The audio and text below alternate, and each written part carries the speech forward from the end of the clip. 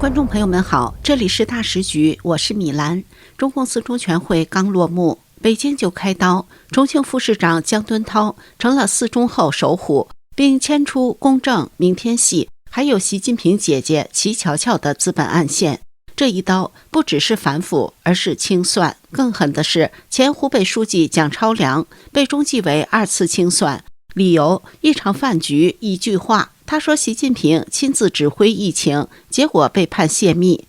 笑话吗？习自己当年都在央视讲过，所以这不是纪律问题，是政治报复。外有骂声，内有异动，日本议员时评开呛，习近平只有小学生水平，而军方强军论坛也被降格，从军科院主办变成习思想研究中心唱独角戏，全场没将领，全是宣传口。这不是强军，是强中。清算、表忠、反击全都在同一周爆发。四中全会刚结束，北京已经进入下一场博弈。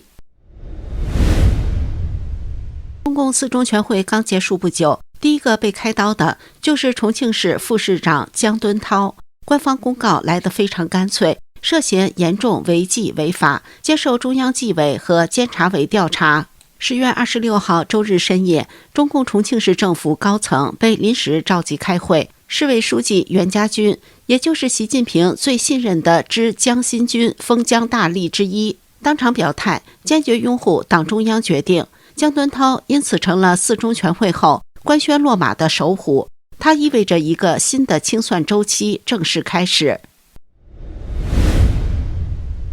那么姜敦涛究竟是谁？为什么从他开刀？如果把姜敦涛案比作一颗洋葱，当我们一层一层剥开，就能闻到直冲中南海核心的刺鼻味道。姜敦涛1969年生，山东青岛人，拥有管理学博士学位，早年在即墨共青团系统起家。从2008年10月，他的仕途开始进入实质上升期，历任青岛市城阳的区委常委、青岛市委组织部副部长、崂山区区长、区委书记，在一线岗位积攒历练了11年。2019年7月，姜敦涛放了一颗卫星，他从崂山区委书记直接提拔为淄博市委书记，实现了连升3级。按常理来说，他从崂山区委书记任上，通常先提拔为地级市的常委，然后当市长或者厅局级主官，再成为地级市的书记。而姜敦涛的连升3级，正值习近平的之江新军重要成员龚正担任山东省省长期间。这种破格在中共体制里通常意味着有靠山，而这位靠山就是龚正。2019年5月，龚正亲自陪同汉能系创始人李河君前往淄博考察薄膜太阳能项目，投资额达11亿元人民币。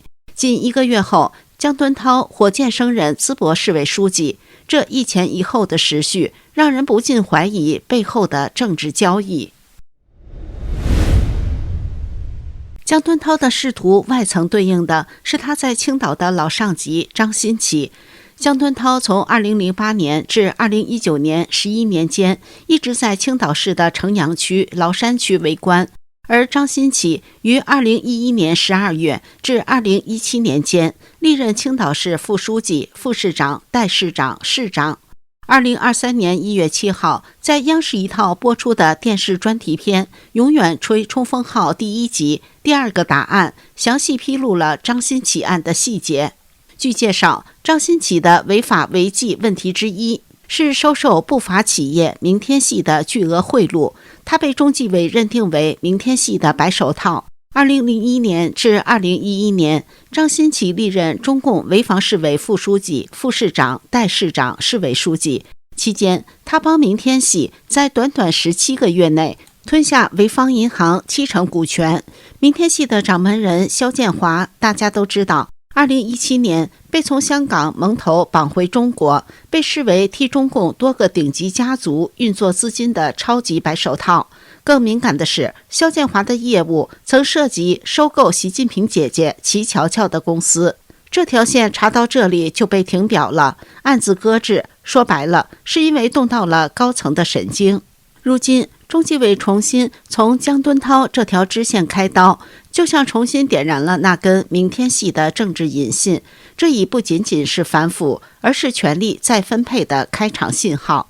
也就是说，江敦涛这位重庆副市长的仕途，其实早已与明天系和汉能系的两条暗线缠在一起，一条牵着资本圈的前路，另一条通往习近平的经济嫡系之江新军人脉网。就在外界还在揣测江敦涛案指向谁时，重庆市委书记袁家军的表态已经提前写好剧本，要深刻汲取教训，引以为戒，要坚决拥护两个确立，两个维护。这段话看似套话，实际每个字都像政治保命的护身符。袁家军明白，中纪委这次查的不是他手下的一个副市长，而是清算一整个人脉网背后的资本与政治结盟。中共体制的惯例是谁最先表忠，谁暂时安全。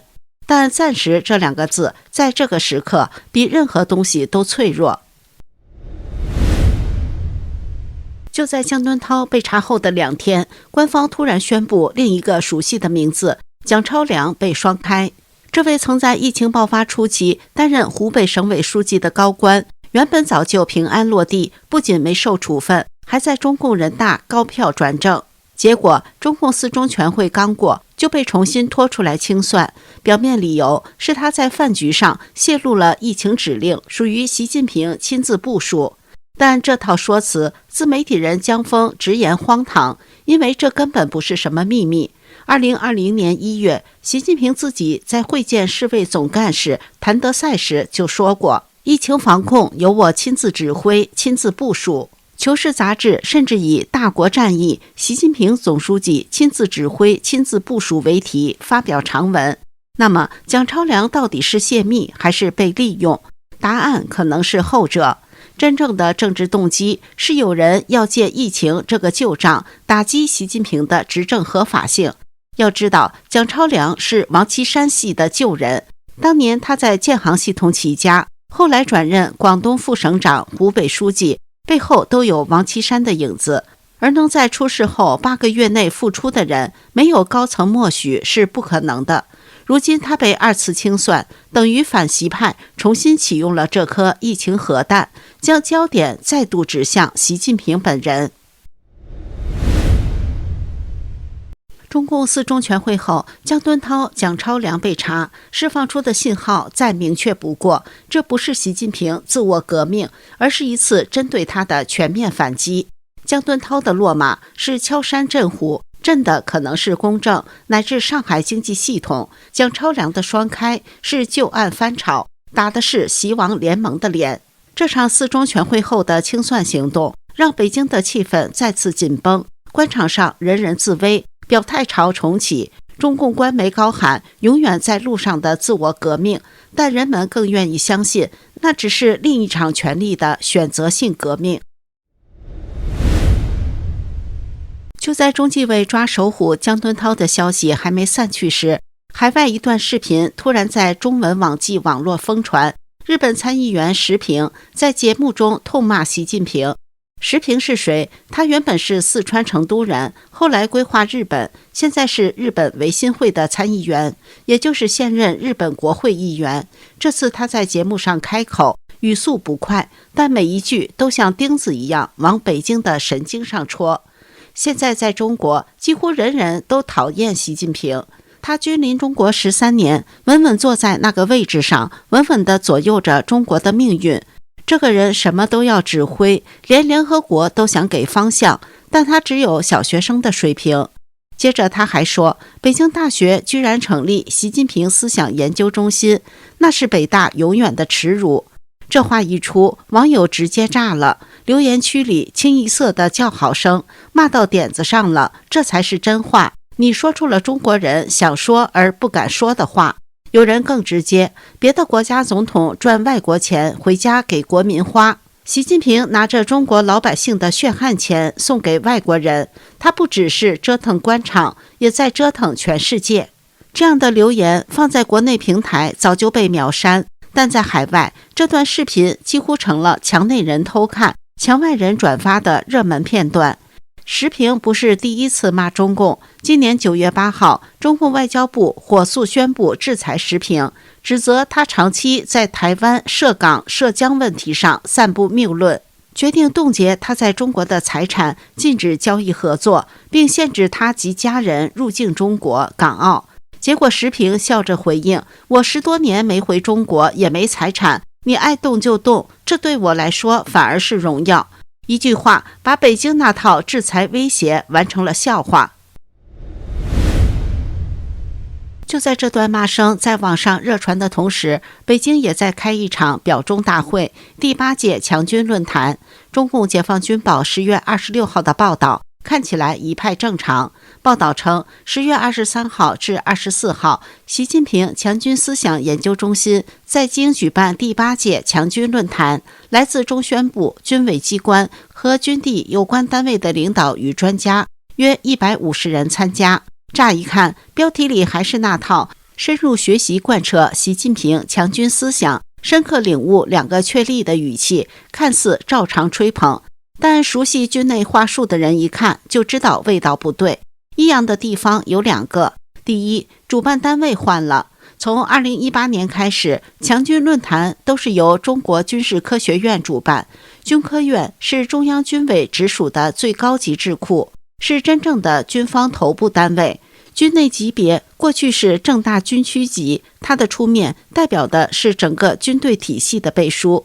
可这一次，主办单位变成了习近平强军思想研究中心。这个名字听上去更亲习，但问题是，这个研究中心到底挂在哪个单位？